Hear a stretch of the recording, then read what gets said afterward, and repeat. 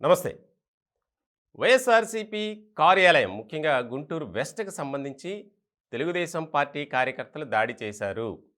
వారిపై చర్యలు తీసుకోండి అని ఒక డిమాండ్ ఎక్కువవుతుంది. దానికి సంబంధించి ఒక రకమైనటువంటి చర్చ కూడా జరుగుతుంది. ఇలాంటి క్రమంలో అసలు జరిగిందేంటి? అక్కడ ఏం జరిగింది?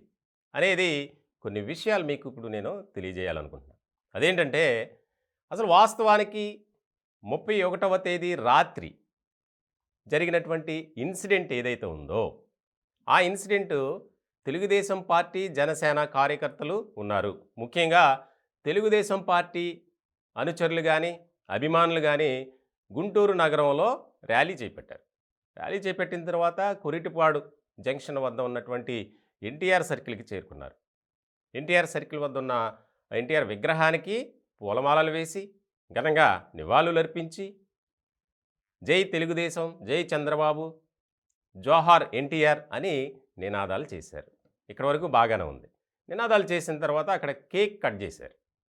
కేక్ కట్ చేసిన తర్వాత బాణాసంచా కాల్చి నూతన సంవత్సర వేడుకలు సాధారణంగా జరుపుకుంటారు. ఈలోపు అక్కడే ఉన్నటువంటి కొంతమంది వైఎస్ఆర్‌సీపీ కార్యకర్తలు వారి వద్దకు వచ్చి జై జగన్, జై వైఎస్ఆర్‌సీపీ అని నినాదాలు ప్రారంభించారు. వాస్తవానికి ఒక పార్టీకి సంబంధించిన వారు అక్కడ ఒక కార్యక్రమాన్ని చేపడుతున్నారు, జరుగుతుంది. మరి ఇలాంటి సందర్భంలో అక్కడ ఉన్నటువంటి వారు వైఎస్ఆర్‌సీపీకి సంబంధించిన వారు వచ్చి ఇలా నినాదాలు చేయటం అక్కడ స్టార్ట్ అయిందండి గొడవ. వాస్తవానికి ఇది రెచ్చగొట్టే ధోరణే కదా. వారేదో వారి మానాన వారు చేసుకుంటున్నారు, కామ్గా ఉండొచ్చు కదా. అక్కడే ఉన్నటువంటి వైఎస్ఆర్‌సీపీ కార్యకర్తలు వచ్చి ఈ రకమైనటువంటి నినాదాలు చేయటంతో అక్కడ ఆ నినాదాలు కాస్త వివాదంగా మారింది. ఆ వివాదం ఒకరిపై ఒకరు పరస్పర దాడి చేసుకునేంత వరకు వచ్చింది. ఈ క్రమంలో అక్కడే ఉన్నటువంటి ఆ మోకులోనే ఒకరిపై ఒకరు దాడి చేసుకోవడం, రాళ్ళు రువ్వుకోవడం జరుగుతున్నటువంటి క్రమంలో అక్కడే ప్రారంభోత్సవానికి సిద్ధంగా ఉన్నటువంటి విడుదల రజనీ గారికి సంబంధించినటువంటి వైఎస్ఆర్‌సీపీ కార్యాలయంపై రాళ్ళు పడ్డాయి, అద్దాలు పగిలాయి. అక్కడ ఉన్నటువంటి ఫ్లెక్సీలని చింపారు. వారి జెండాలు వీళ్ళు లాక్కోవడం, వీళ్ళ జెండాలు వాళ్ళు లాక్కోవడం జరిగింది. సో ఇలాంటి నేపథ్యంలో అక్కడికి చేరుకున్నటువంటి పోలీసులు కూడా ఇరు వర్గాలని చెదరగొట్టే ప్రయత్నం చేశారు. అక్కడ ఆ సమయంలో కొంతమంది దేవాలయాలకి, ఆలయాలకి వెళ్ళేవారిని, వెళ్ళి వచ్చేవారిని పోలీసులు చితక్కొట్టారు.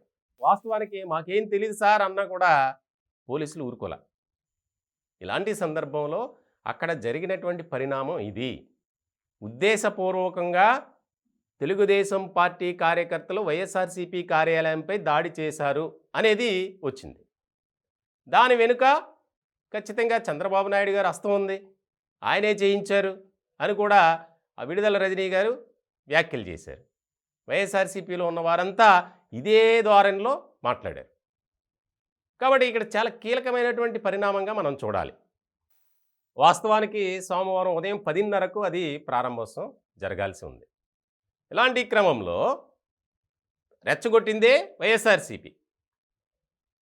ఆటోమేటిక్గా 2 గ్రూపుల మధ్య, 2 పార్టీల మధ్య, అది కూడా అర్ధరాత్రి పరిస్థితుల్లో ఎలా ఉంటారనేది మనం ప్రత్యేకంగా చెప్పక్కర్లా. కొంతమంది అందులోనూ నూతన సంవత్సర వేడుకలు ఇక వేరేలాగా ఉంటుంది లెక్క. ఇలాంటి క్రమంలో వాస్తవానికే అసలు రెచ్చగొట్టింది వైఎస్ఆర్‌సీపీ. సో ఈ క్రమంలో పరస్పర దాడి జరిగింది. వీళ్ళు తప్పు చేశారు, వాళ్ళు తప్పు చేశారు. అంటే తెలుగుదేశం పార్టీది తప్పు ఉంది, వైఎస్ఆర్‌సీపీ పార్టీది తప్పు ఉంది. మరి దాన్ని తెలుగుదేశం పార్టీకే ఎలా ఆపాదిస్తారు మీరు అని చెప్పి టీడీపీ నాయకులు ప్రశ్నిస్తున్నారు.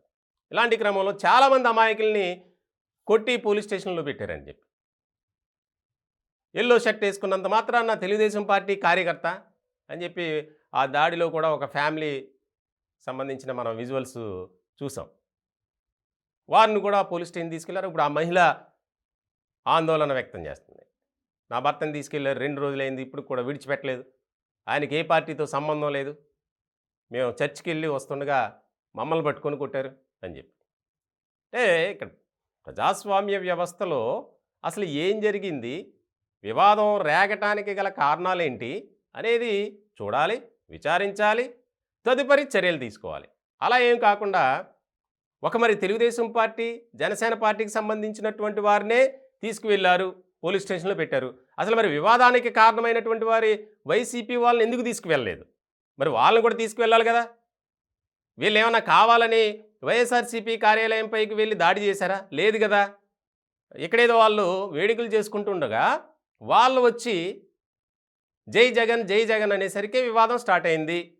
వీళ్ళేమి అక్కడికి వెళ్ళలేదు గదా! అని చెప్పి ఇప్పుడు ఒక రకమైనటువంటి చర్చ జరుగుతుంది. ప్రధానంగా 2 పార్టీల మధ్య ఇదే. తప్పు చేసిన వాళ్ళని పక్కన పెట్టి, ఏమీ తెలియని వారిని అంటే తెలుసు వారికి ఇప్పుడు ఒక వర్గం వచ్చి వారిని రెచ్చగొట్టే విధంగా ఎవరైనా కామన్‌గా వారు కూడా రివర్స్ అవుతారు. సాధారణంగా మనం ప్రతి విషయంలో అదే జరుగుద్ది. వాళ్ళు రాకపోతే ఈ గొడవ జరిగేది కాదుగా. వైఎస్ఆర్‌సీపీ ఆళ్ళు చూస్తున్నారు. సరే వాళ్ళేదో చేసుకున్నారు చేసుకొని అని ఊరుకోవచ్చు కదా! వీళ్ళు వచ్చి అక్కడ నినాదాలు చేయటంతో వివాదం పెద్దదయింది. కాబట్టి ఈ సిట్యుయేషన్‌లో అక్కడ అసలు రెచ్చగొట్టిన వారిని ముందు అదుపులో తీసుకోండి అనే డిమాండ్ కూడా ఎక్కువైంది.